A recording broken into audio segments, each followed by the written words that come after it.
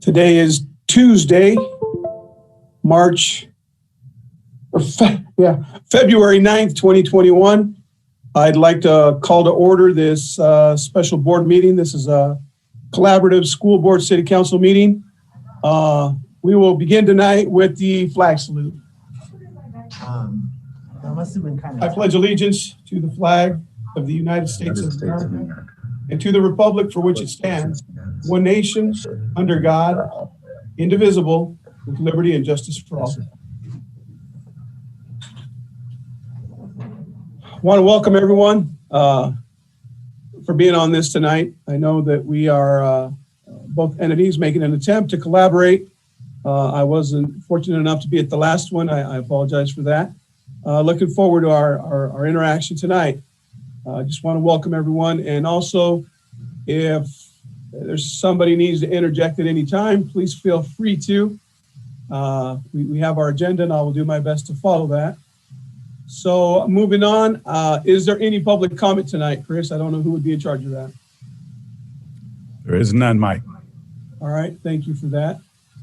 Moving on, I will entertain a motion for the approval of the meeting minutes held on September 9th.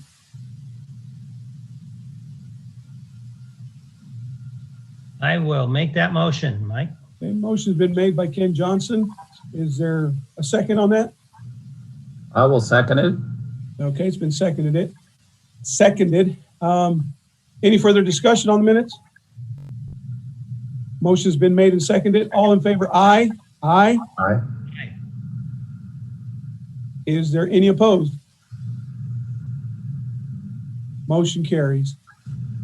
Moving on to item C2, the reopenings of schools, just an update, facilities update. I will turn this over to Dr. Hurst and he will proceed with the folks that will be presenting tonight. Go ahead, Doctor. Thank you, Mike.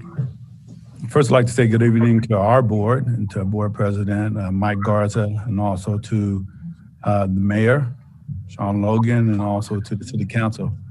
Good to be here with all of you this evening. We're here to share with you just a status on our reopening of schools. Okay. And what I thought I would share. I know, dude. Is there, hold on. Just 1 second, I'm sorry. What I thought I would share is on January the 4th, we had a decision made by our board of directors. And that decision was to bring back our kids, all of our kids, pre-K through 12, back to in-person learning. So we took that directive and we moved forward and we started bringing our kids back in stages. So if you go to the next slide.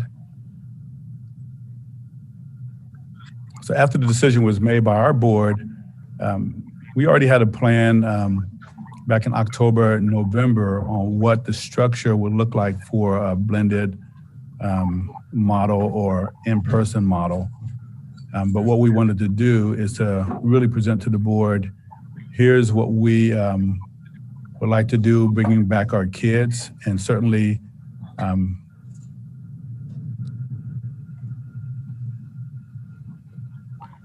also keeping in mind the phases and what the recommendation from the Department of Health was as well. So we started looking at PK through 3, and we had shared with the board that we would like to bring PK through 3 back on January the 12th.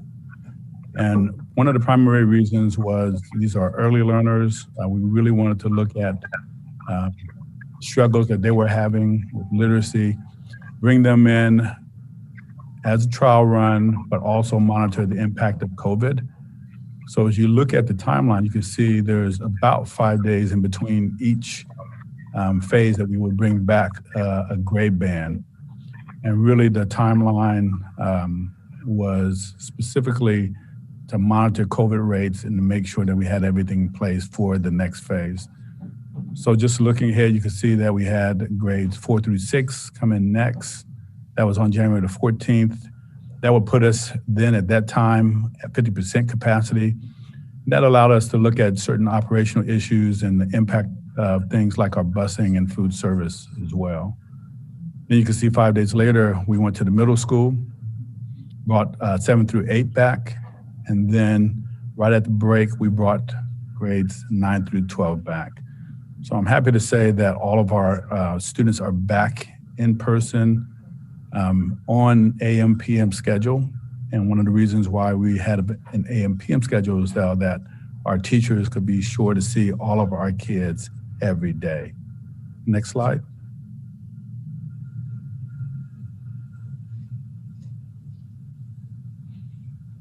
So one of the things we wanted to share as well is just some of the conversations that's been happening about the reopening of our schools from our preschool all the way up through our high school.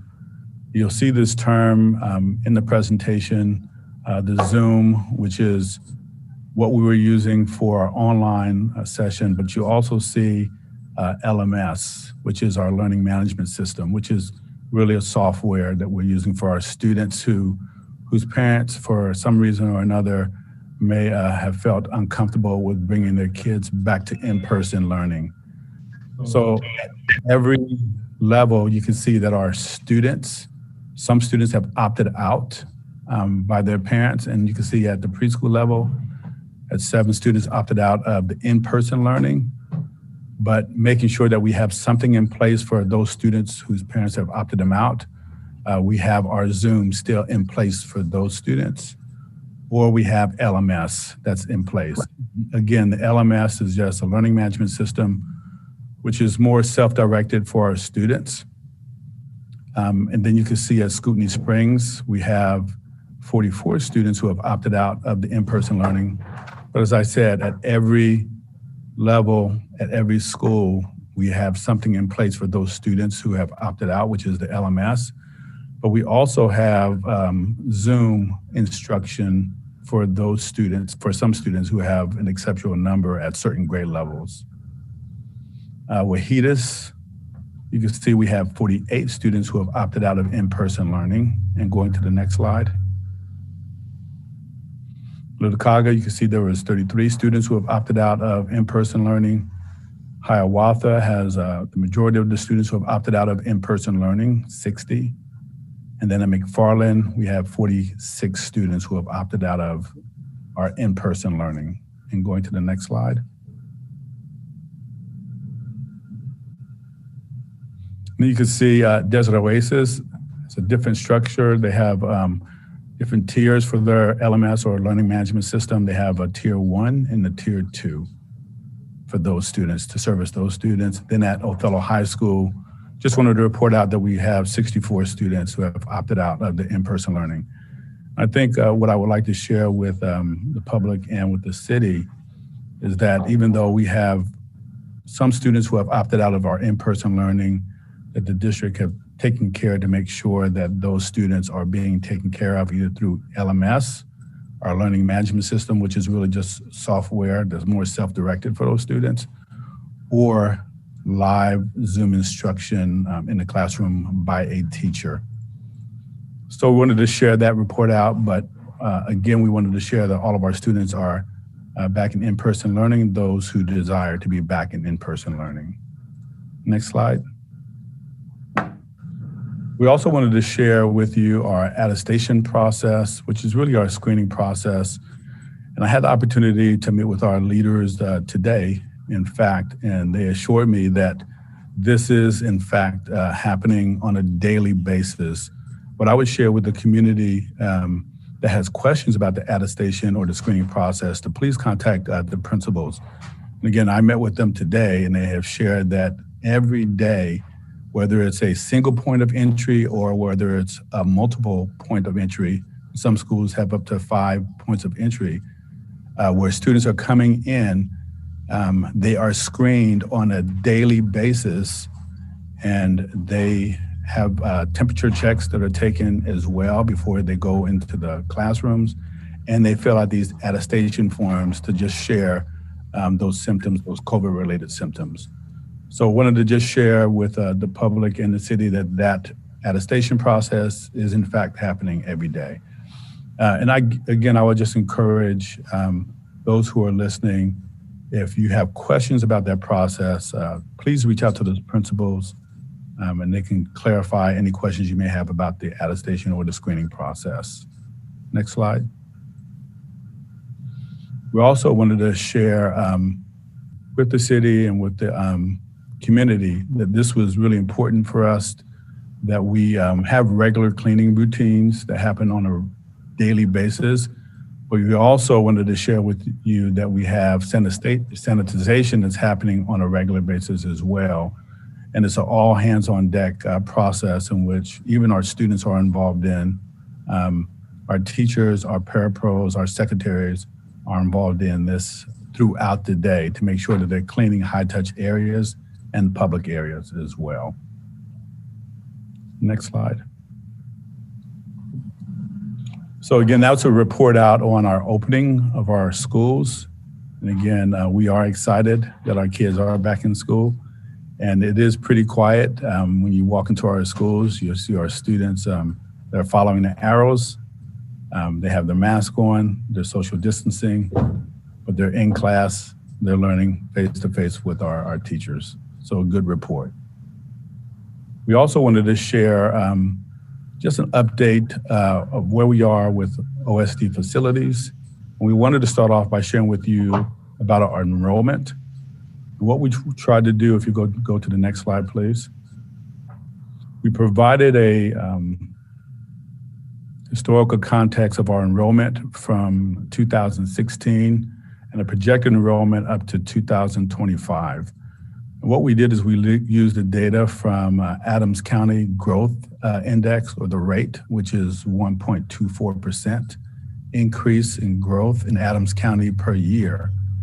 So when you look at the enrollment and the projected enrollment, especially what we did to calculate the projected enrollment was do a class roll-up. So what that in fact means is if you take, say for instance, a first grade class, and let's say for instance, there's 300 students in that grade, then the next year, that second grade would carry those 300 students. And then you would just calculate the increase in the growth rate, which is 1.24. I think the important things to notice in the enrollment and the projected enrollment is that over the next few years, our enrollment in the district is relatively stable. You'll see in the year 2024, 2025, there's a slight growth in the projected enrollment, but it's slight. It's about 20-something students, actually about 50 students. So that's our projected enrollment that we wanted to share with the city and with the public. What I would share between 2020 and 2024, 2025, projected growth is roughly from 4,520 to 4,557. So you can see there's not a big difference in the growth between the next 4 to 5 years. And again, we just used the Adams County Growth Index of 1.25 and just rolled up those grades. Next slide. We also wanted to share with the city where we stand right now with the Lee Road property. For those who have watched our board agenda, yesterday we had a meeting. Prior to that meeting on March 23rd, we did declare our property on Lee Road, the 80 acres surplus. There was an announcement also in the paper that ran for 2 weeks. That was the notice or the proposal of the sale of real property. After that notice, we were then shared by our attorney that we could then hold a public hearing to propose to sell that property. That hearing took place yesterday, and all that allowed us to do is not to sell the property, but it was a proposal on whether we could even move forward to sell. So what you heard in that public hearing last night was you heard no comments from the public. No one said nay about us selling the property, no comments at all. So then in the 7 o'clock board meeting, you heard the board, our board, approve the resolution to make a determination to sell, which is where we are right now. So now there has been a determination that we can move forward with a sale. So now there has to be a second notice that goes into the paper, which is a 45-day process. So again, we have to publicize that now we can move forward with the sale. It has to go in the paper for for 45 days. And then we can start with the bid process. And our board has chosen to move toward a closed bid process. We'll accept those bids, and then we'll go into a purchase and sale negotiation. That's where we are with the Lee Road property. And I'm going to turn it over to Greg, and he's going to share with you about some other properties that we have with OSD. Thank you, Dr. Hurst, and thank you, Mayor Logan, for having us tonight, and council members and board members. I'm going to talk to you about some of our other property and some identified needs within the district. First, we'll start with our 13-acre plot that sits between our Scootney Springs Elementary School and Wahitas Elementary School. Currently, it's unused property, but it is a potential surplus property or a potential site for school needs. We're currently in the phase of platting the property. It's been held up for about a year with the Bureau of Reclamation, which they were actually on site last week, so we do have some movement on that finally. And I wanted to point out also on this property that in the original purchase agreement, it had a 20-year agreement that it would only be used for student instruction. So we were only allowed to build a school on this property or potentially some ball fields or something, but we could not use it for any ancillary services. That 20 years is up, so it does open up the available uses of this property in the future. Next slide. So our bus garage, our current Othello Regional Transportation Facility, sits on a 20-acre plot. We're using about 7 to 8 acres of it, which leaves 13 acres of available space. This could be a potential surplus property in the future or potential school site for school needs. It currently also is in the platting process. We haven't pushed towards any finishing our plat on this property because we're still dealing with the Wahitas property. It also would require some parcel division as it is being platted as one 20-acre parcel. Next slide. So one of our identified needs within the Othello School District when it comes to facilities is our food service program. A need for dry storage, cooler storage, and frozen storage. Next slide. So our enrollment has gone up over the past 10 years. Program requirements have changed. We've implemented new breakfast after the bell program and community eligibility program. And from this slide, you can see the breakfast after the bell increased our breakfast meals by 200%. And our COP program increased our lunch meals by 10%. So what does that mean for us? Next slide. These numbers are from last school year before COVID. So before breakfast after the bell, we would serve 1,305 meals with 4 products on each plate, coming out to about 5,220 products. Impact afterwards, we've jumped to 3,500 meals with 4 products on the plate. That's 14,000 products every day that we serve to our students.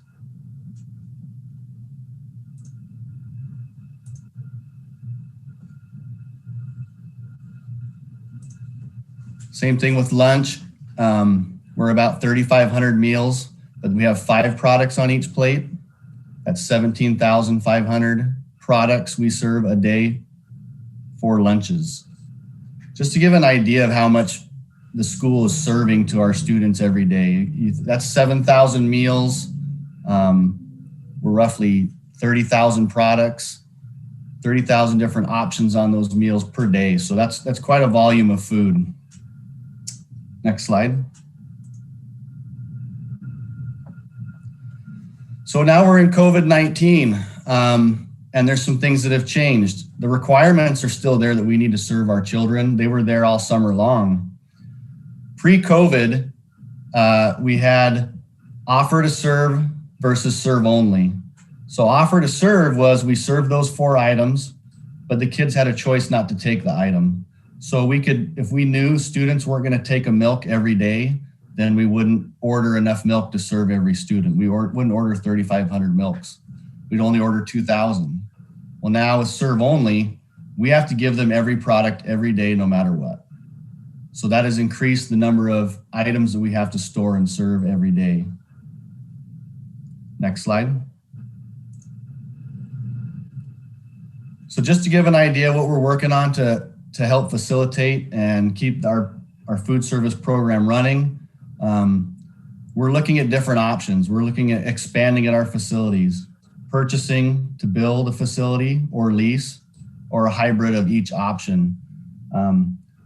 We have teamed up with a consultant to help us with this, to look at our processes of purchasing, look at building, look at lease, building on different sites, and hopefully by the end of March, we can have that report done to help us guide us in the future. Another thing that came up with COVID that we want to keep in mind too for our food service program and our facilities is, in the event of a catastrophe in our town, there's a law that says schools have to be able to provide shelter to our city. Schools have to be able to provide food services, maybe not the food itself, but we're supposed to be there for the community, and having this extra space for our food service facilities would also meet that need also. And that's it, if you have any questions.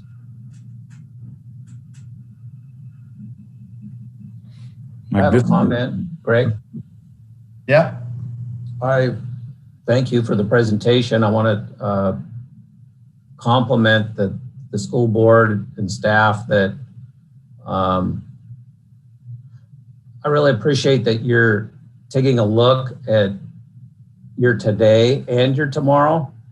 And I think that you're moving in the right direction. I had no idea how much of a food provider you were in the community. I mean, it's actually kind of staggering when you think about it. But when you look at the percentage of our population that are age 14 and under, I'm not surprised really, but yet I want to compliment you. I believe the school board's moving in the right direction, and the staff and everyone involved. So in reference to our facilities, we had a plan pre-COVID, not like hard and fast and dates or anything. We had a direction that we were going, and everything got put on pause for that. And because we weren't sure what funding was going to happen and all kinds of things. So we have decided to, at our meeting last night, we decided to set a plan to create like guidelines as to where to go next. What are our next biggest priorities? We have a lot of buildings that need growth, not just food service, a lot of different things. Where do we want to go with that? Let's maybe put some dates to that and not hold ourselves to it, depending upon what happens. So trying to find schedules that work for all of us was really complicated. But so now we're going to, as a board, meet specifically about facilities and what do we want to do next? What do we feel like are the next biggest priorities? Obviously, food service is an issue, but and then start trying to work forward with those plans instead of COVID's going to be around forever, being on hold. So. Yeah, and I'll make a comment to the community if there's folks listening tonight that I made at the board meeting last night.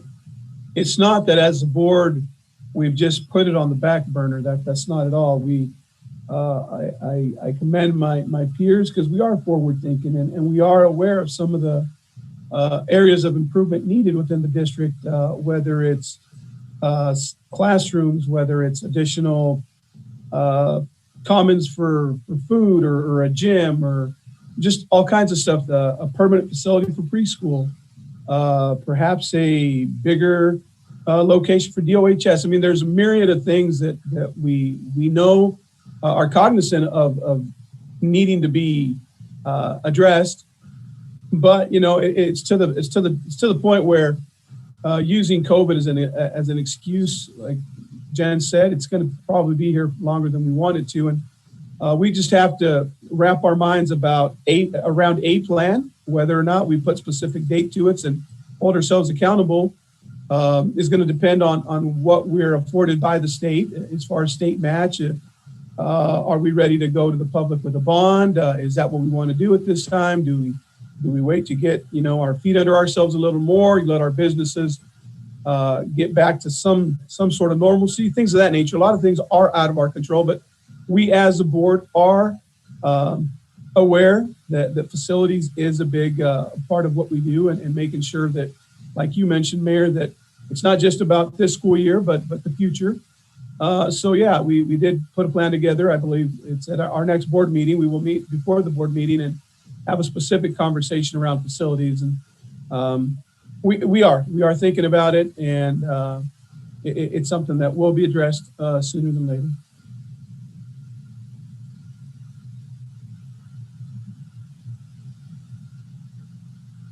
Any other questions for Chris on the reopening and how it's going and what the reaction is from the kids and teachers or anything?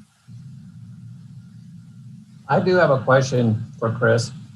I think a lot of people are very happy about getting back to school. I just wondered, can you look far enough into the future to next fall and what that might look like? No, what I can say, Mayor, we're really watching guidance from the state. We're looking at recommendations from the Department of Health. We have meetings every Monday with our local Department of Health, but also I think our board is really watching as well. And I think one of the things that we are really trying to be careful with is really listening to, the community, the board listening to the community, listening to our teachers, listening to our students and our staff. So I think those are going to be the big pieces that play into everything. I think what we've learned from this process is it's not just what we're hearing from the state or our local Department of Health. It's really all of those pieces, Mayor, that we have to kind of key into and listen to and survey and bring back that information and to make, present it to the board really, and then receive direction. I think that's how we've been approaching the situation, really presenting everything to the board and then receiving direction from them. Okay. Yeah, that makes sense.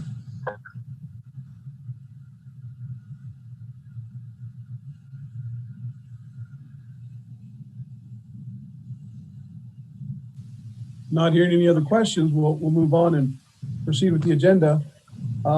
We have a presentation on city projects, and direction. Mayor, will you be moderating that? Yeah, I have a presentation. Can you give control of the screen to Tanya? Yes, I just gave it to Tanya, Mayor.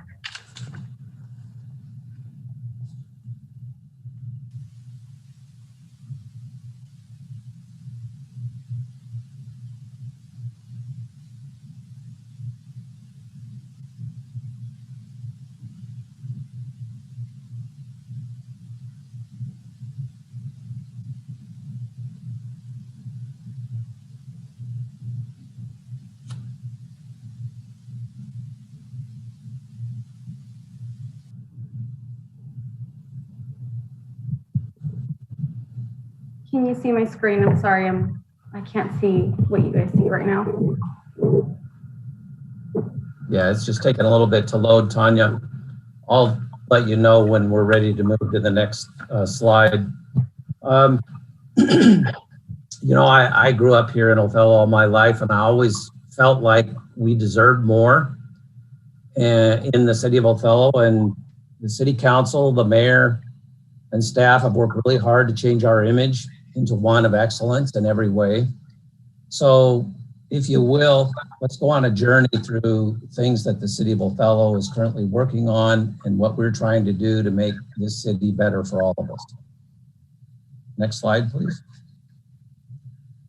First of all, the city is in great financial health. One of the things that we were faced with, along with the school board last March, April, and so on throughout last year, was this uncertainty and clouds of uncertainty that COVID was going to bring and what that would do to our finances. And so the city took steps to by freezing all of our capital purchases, We froze the replacement of any job openings that were currently vacant. And I'm pleased to report that we're in excellent financial health. Our sales tax revenue was actually higher than what we projected. Our property tax revenue came in as expected, and we had fewer expenses. One of the things that we didn't do, we didn't open the swimming pool because of the COVID restrictions, and so there was a significant savings to the general fund with regard to that. But we came into this year in excellent financial health. The city is growing, and so we're looking forward to more this year. We're still cautious in our optimism, but yet I just want to report that the city is in excellent shape financially. Next slide, please. So thanks to the Washington State Department of Commerce, we received a grant and we hired a consultant to conduct a much needed housing needs assessment. Everyone knows it's hard to find a place in Othello to live. And currently we have a large youth population, brings Othello's average household size to more than 50% higher than the state average. So as you guys know, there's no apartments, duplexes, condos, townhomes, or single family homes for rent. And we need more places to live. So we need houses and we need apartments, we need condos, we need more places for people to live here. Next slide, please. So what's the city doing about it? We started investing in our human capital.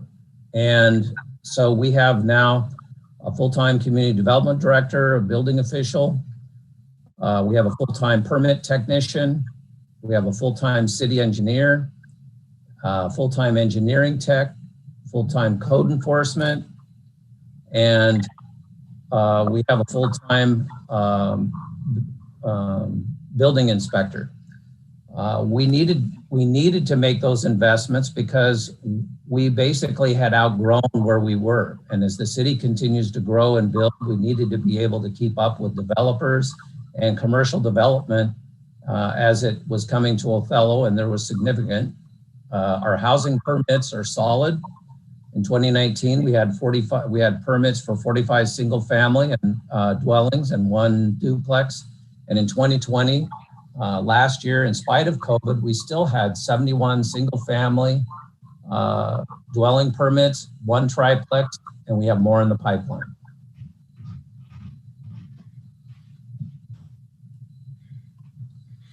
So one of the things that you would expect from your city government is to take care of its infrastructure. Infrastructure is the lifeblood of a community, even though most of it is hidden from view, except for things like our water tower. And as you can see there in the background, this last year, our water tower our famous water tower got a new paint job. Next slide, please. So part of taking care of our infrastructure is establishing a long-term water supply. And a major component of that strategy is aquifer storage and recovery. This is a diagram of what aquifer storage and recovery is about. We basically take water that has been filtered and we inject it into the aquifer. It creates this bubble, which is where it's stored, and it's later pumped out and used in commercial, industrial, and residential development. And it supplies the city. Next slide, please. So why is that important? Groundwater levels in the Wanapum Basalt Aquifer, where we receive 100% of our water supply comes from pumped out of the Wanapum Basalt Aquifer. We've had a historic decline in water levels in all of our wells, and the annual production losses are up to 200 gallons per minute per year. So when we undertook this process of looking to establish a 50 to 75 year water supply or not just today, but the growth of Othello, we knew we were going to have to augment our pumping by developing a surface water source.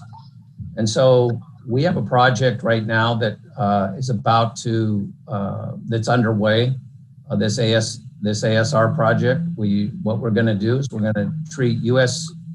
Bureau of Reclamation M&I water, and eventually, as we develop that source and also obtain more funding, we're going to take treated industrial process water, treat that, and inject it, and hopefully direct it back into use for the community, into direct use. So the ASR program is to recharge our aquifer using excess surface water. Next slide, please.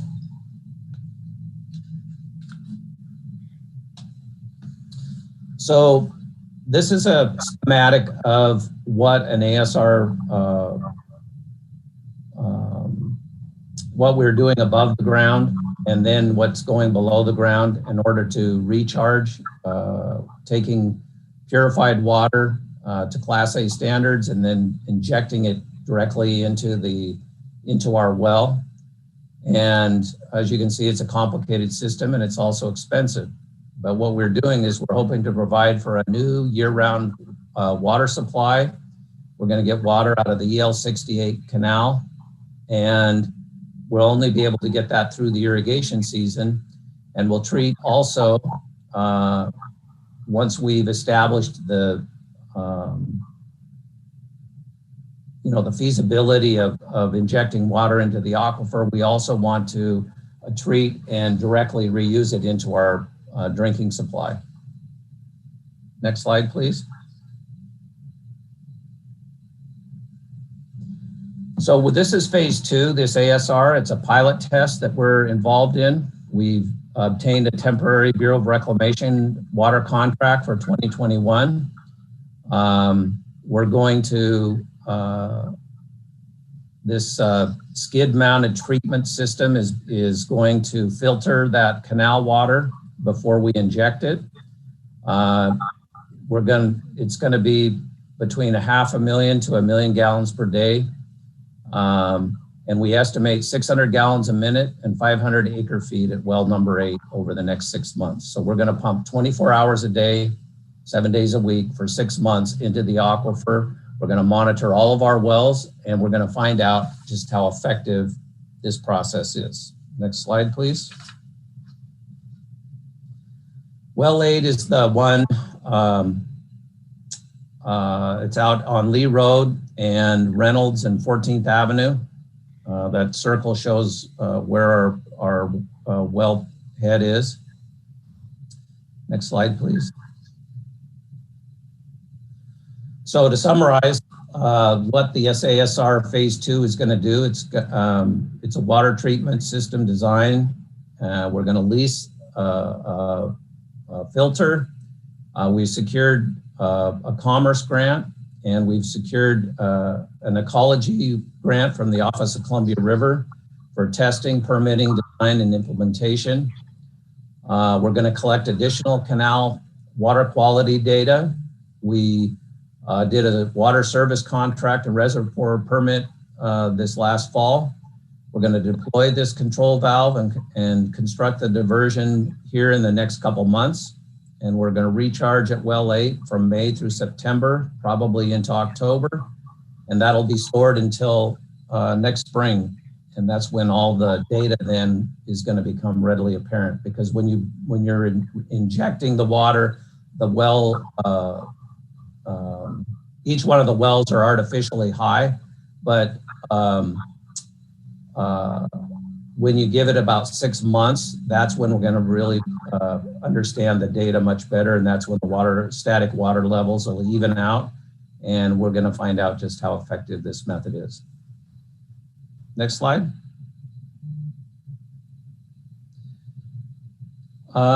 Thanks to a $1 million capital budget appropriation from the Washington State Legislature, the city drilled a new well at Tagaris Park.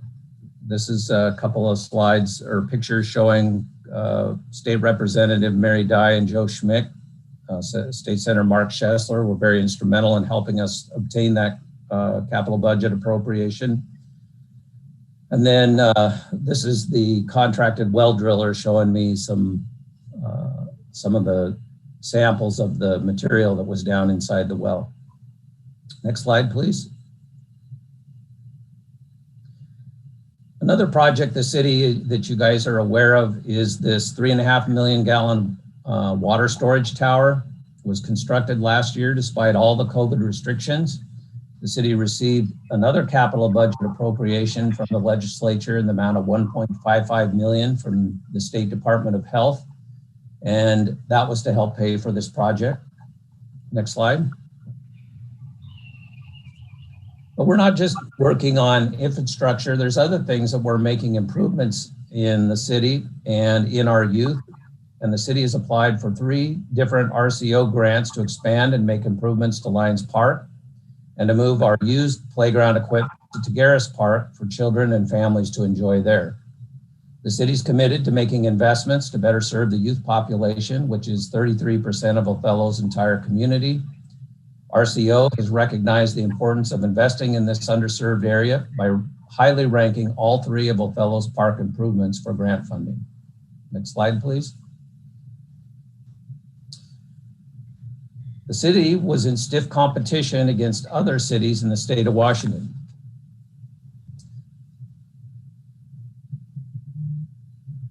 Lions Park Pride Rock Playground consists of 2 $500,000 grants. The city finished 3rd out of 81 other cities in the state of Washington for 1 grant, and we took 2nd out of 24 other cities for the other grant. We're about 98% certain of getting funded by the governor and our state legislature to build this $1 million playground for families to enjoy. One of the things that you can see from the picture, stay there for a second, Tanya. We don't have any trees in our playground. I guess I shouldn't say any. We got one that's showing some shade, and then there's some nearby, but when parents wanted to come out, watch their kids swing or play in the equipment, they had to be out there in the sun, and that was a common complaint we got. The swing sets, I know you guys know I'm in my 60s, but I used to swing on those when I was a kid. The little upside down igloo, I know I used to play on that when I was a kid. And I think even the swinging, the parallel bars, I used to play on those too. And I would say that it was time for an upgrade. This bottom picture is just a placeholder. We're still going to get public input. It's going to be a completely ADA accessible playground, and it'll also have a solid or a permanent surface like this one does. So it's going to be a really nice addition for families and grandparents of small kids, 2 to 5 and 5 to 12. Next slide, please.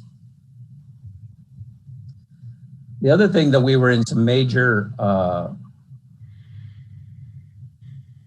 need of was some upgrades to our basketball courts. Our basketball courts typically for years has gotten a lot of use, and you can see people out there playing in the basketball courts past midnight, and I've even seen people out at 6 in the morning playing basketball. So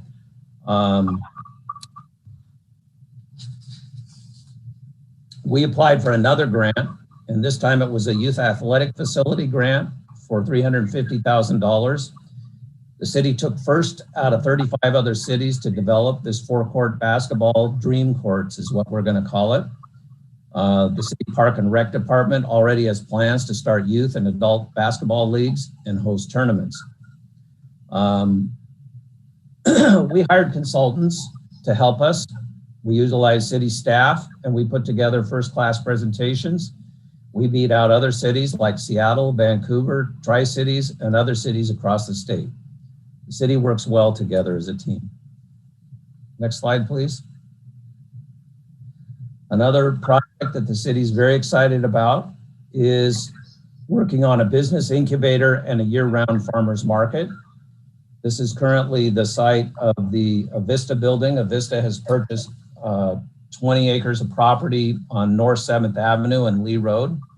It's too bad that Avista didn't talk to the school district here a while back. They could have bought your property. Nevertheless, we've been in communication with the CEO, Dennis Vermillion, and also the business manager, Paul Kimmel, and in addition, Ian. And they're working with the city, and they would like to, shall we say, make us a deal that we won't turn down. Hopefully that looks something like free, but we don't know yet. But nevertheless, we're moving forward to try and develop this project. And so as you can see, we would convert that building right across the alley from Pioneer Park. Those X's and boxes at the top, those white boxes, those are 10 by 10 farmers market, craft fair, places where people would be able to sell their food or vegetables or their crafts. Down below, you have an outdoor food truck seating. There's places for 7 food trucks. And in the market, we have a commercial kitchen, and it would be what we have been looking for is some kind of a gathering place for the community to come to. And while the city's is looking to make a lot of investments in the youth, there also has to be some investments in the adults and families. And this is something that we believe has the ability to change the way people think about the city of Othello. It'll gather people here. It'll cause people to want to come to Othello from out of town, and it'll give them a reason to come to Othello. The other thing is, I think our community will support something like this. Tanya, do you want to go to the next slide? This is what it would look like.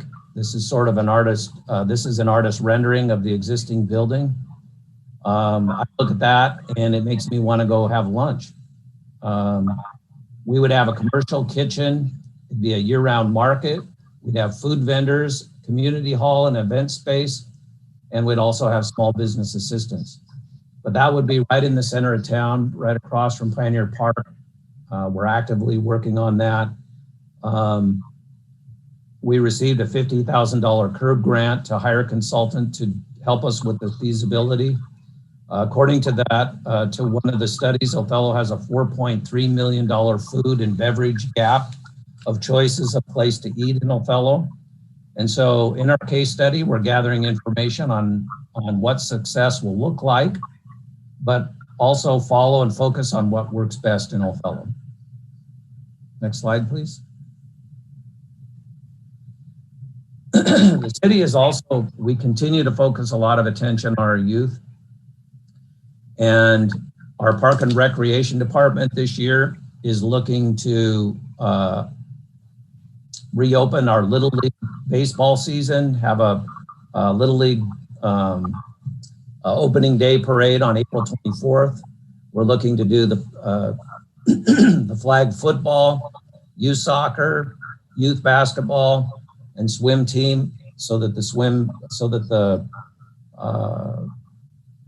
swim team will be able to have their champs tournament in Othello this year.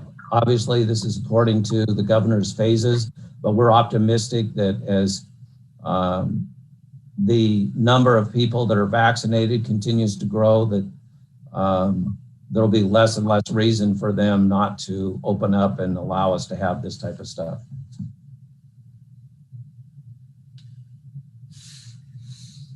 Let's move to the next slide.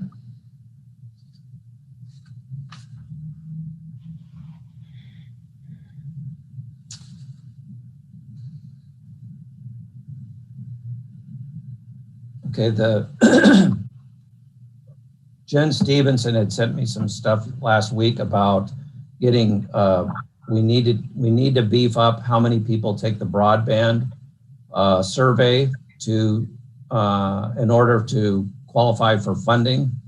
I think everybody wants faster internet service here in Othello. And so we're working with CURB and state agencies, business interests to develop a rural broadband initiative project that can provide high-speed internet to everyone. Myself, IT Director Abner Garza, and our newly hired grant administrator, Talia Lemus. They've been meeting with CURB and the city's lobbyist team to discuss developing a program to create a city broadband utility. It would install fiber and be available for internet service providers to access that fiber and speed. And they hopefully what we would have is competition so that people would get a good price for their internet service. And also mention that Adams County is creating a broadband action team, and the city is going to look for ways to coordinate with Adams County. Next slide, please. In addition, some of the things that affect the schools is the police department and the school district have teamed up to add a second SRO, school resource officers in the school. Our public works is geared up to meet the new demand in our parks. Planning has worked hard on updating zoning, building, and development codes. We've hired a full-time engineer and an engineering tech, and their skill and assistance has been a welcome change over having consulting engineers. Having them here has really helped us move some projects forward and has provided us the expertise that the cities had been lacking. The IT department's bringing us into the information age. We have a state award-winning finance department, and the city has a lot of responsibility with the new grant money coming in. So we created this new position of a grant writer administrator to help us continue to seek funding for new and exciting projects for Othello. Apologies to the school board and Chris that we took the administrative assistant to the superintendent to fill that job, but I know that you guys are going to like your new hire that replaces her. But we had plans for Talia, and she's going to help us find the funding that we're going to need for some of these projects. Next slide, Tanya. Lastly, the old traditions have been revived, and that makes new exciting traditions for this generation. The holiday committee last year wanted to give a sense of normalcy and hope during Christmas to the community, and I would say it was mission accomplished. All the COVID guidelines were followed and spirits were bright.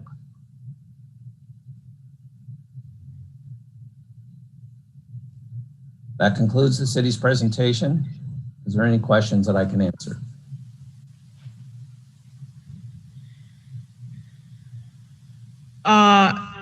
Sorry. Mayor Sean, I have a question. The plan for the farmers market, how long term do you plan on using that space once going through all the grant processes to get hopefully a lot of state funding for it? I'm not sure I understand you, Jen. I know at one point I had heard that if that was the plan, if that was going to go forward with being the plan, it would be a 5 or a 10-year plan. And I had heard all kinds of different numbers being shared about the cost of converting that building and doing all of the awesome things that you had on the slide. How long would you plan on that being the farmers market? Realistically, it's a government project.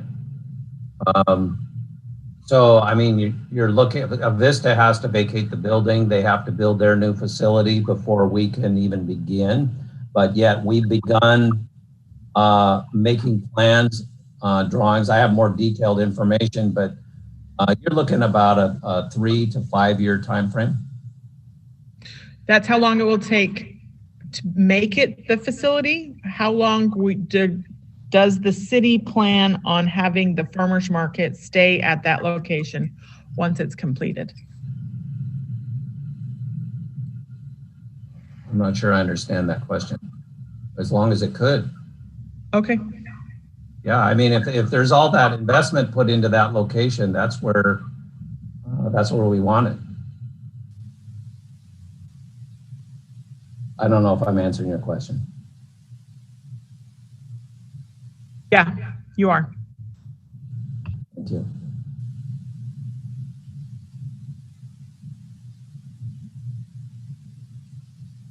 I'm encouraged. I'm encouraged by the plans for the city, Mayor. That looks like a lot of work, but it sounds like you've surrounded yourself by the right folks that are going to bring these plans to fruition. I'm excited. I'm excited to see things coming to our town. Thank you. You know,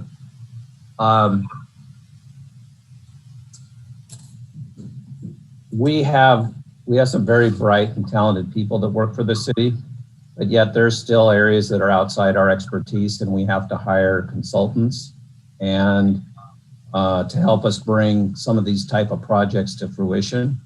And you know, just going through the process and figuring out who the right consultant is, because there may be, you know, in the school district, I'm sure you guys hire a number of consultants too. And the thing that these consultants do, though, is they help bridge the gap to a project becoming a reality. And in the past, I think for decades, the city really didn't hire consultants to do projects to help move some things forward. And as you've seen the community grow, it isn't just the consultants now. It's we have a team of I mean, our building and planning department, our community development director, and they're looking to find ways to say yes. And I think in the past that you can't always say that about the city, and we recognize that. And so we set about the process of changing the perception of working with us, moving forward, you know, together. I know that we've worked really well with Greg in a lot of these platting processes and things that some of them are tedious and they're really out in the weeds, and they're more detailed than most people want to get involved in. But I mean, the mayor only has so much depth, and there's only so much far in the weeds I can get before I have to come back.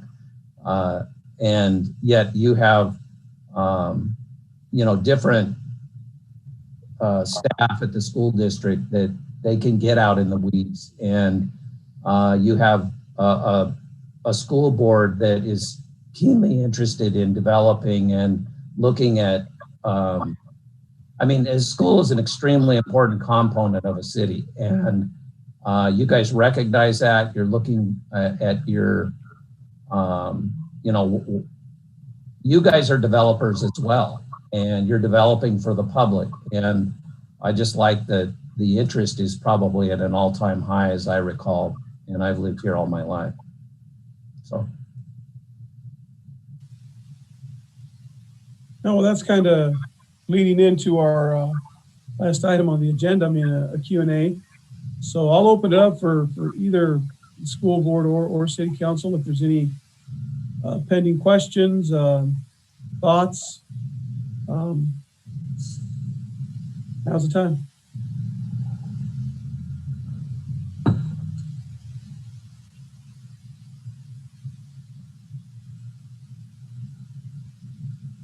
Sounds like it's been a long day for most of us, which is understandable. We do, someone refresh my memory, we are looking to have these meetings once a quarter, if I'm not mistaken, or am I out in left field? Once a quarter. So having said that, what are we looking at to program our next one for a time frame?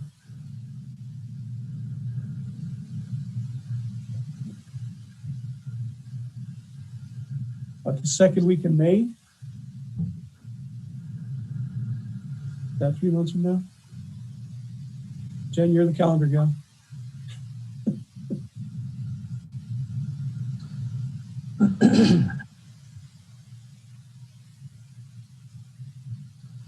Are you asking me what day in May should we have our next meeting? Yeah, I mean, 3 months from now is like the second week in May. So I know you were instrumental in putting this one together, and I'm leaning on you to kind of help me out here to pick a date. And I know that getting our agendas all synced up and stuff is really hard. So I appreciate, I don't know if I've mentioned that tonight, I appreciate everyone on this call, on this meeting. It is, I know we live busy lives and everything else, and the fact that we take time to do these things, I commend you all for your leadership and your will to see this city and this school district just continue to thrive. But if we're going to do this once a quarter, it'd be the second week of May, Jen. I think you're referring to the 11th, May 11th. Mayor, Is a can we? Tuesday, if we wanted to do a Tuesday again. Do you Can want me we to text Lindsay and see if she's available at this date? Well, we can tentatively set that date. I mean, we got plenty of time to change it if we need to. But does that sound like reasonable, Mayor Logan? Yeah, May 11th. Do you guys, as far as the format and or the content moving forward, I just want to continue to keep the school board informed of what the city's involved in. I want to continue to work with the school district as they are developing their development plans for facilities and buildings and new schools and property. And I guess I want a cooperative arrangement with the school, with not just with the board, but staff and everyone, so that you guys feel like you can come to us if you have questions or you have ideas, and that we can come to you as well, because we know that cooperation is going to pay dividends for the kids, and it's going to pay dividends for the community. Right? I agree. Wholeheartedly agree with that. Yes. Yes, we all serve the same citizens within this community. They're no different. So I completely agree.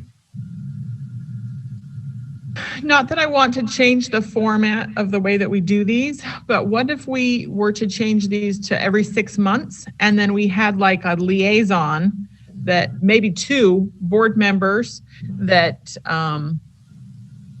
that met like every other month with you, Sean, and maybe one of your council members or a couple of them or something, to kind of just have, that's another idea. I know that we kept postponing, I think our last meeting was in September, and to have maybe fewer people have more meetings than all, because I'm looking at who of the council members, I know that you have less than half. We only have a few as well. Not all of us are present. I don't know if that's a conversation we want to try to say, hey, maybe we should try this instead, or maybe continue to try the quarterly and then go, oh, this isn't working because we just can't get what you guys, you have 7 or 8 counting 7. you. 7 plus me is 8. Yeah, I was thinking about that maybe what we could do is, I hadn't thought about the liaison. That's actually a good idea. And then the group meeting less frequent. And so I'm fine with, I mean, we could even move this May 11th into June, and then again in the fall, late in the fall, like in early November. And in the meantime, the school board could identify this liaison team, and certainly the city, I would be included, but any members of the staff and or the city council that would be available to meet. I'm sure that would be something we could look at. I don't know what anybody else thinks. Right. Then the liaison could update each group. Mm-hmm. Yeah, so like in city government, what we do is we have committees and standing committees that meet with other members of, like for instance, we have a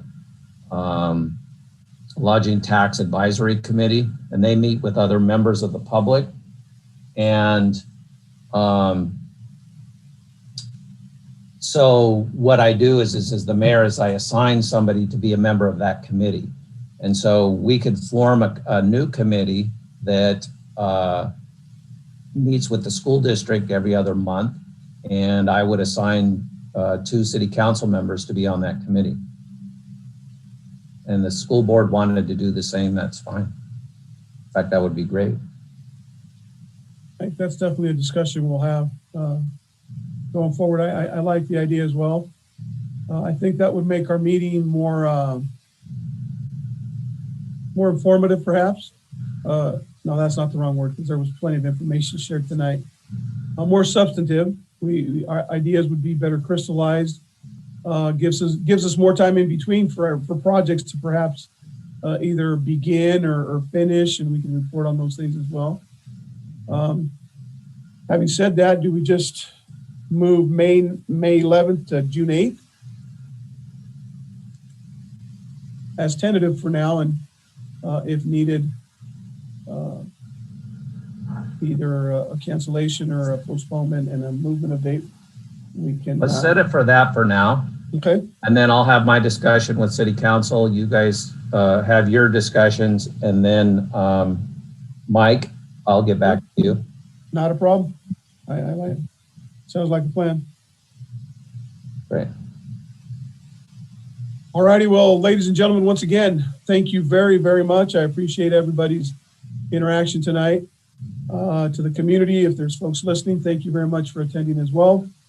We're one day closer to some sort of normalcy, guys, and let's continue to do what we can, and let's cling to our faith and pray that we're able to meet in person and interact with each other sooner than later. So having said that, I want to thank everyone once again, and our business is concluded and this meeting's adjourned. Thank you all very much. Night, everyone. Night.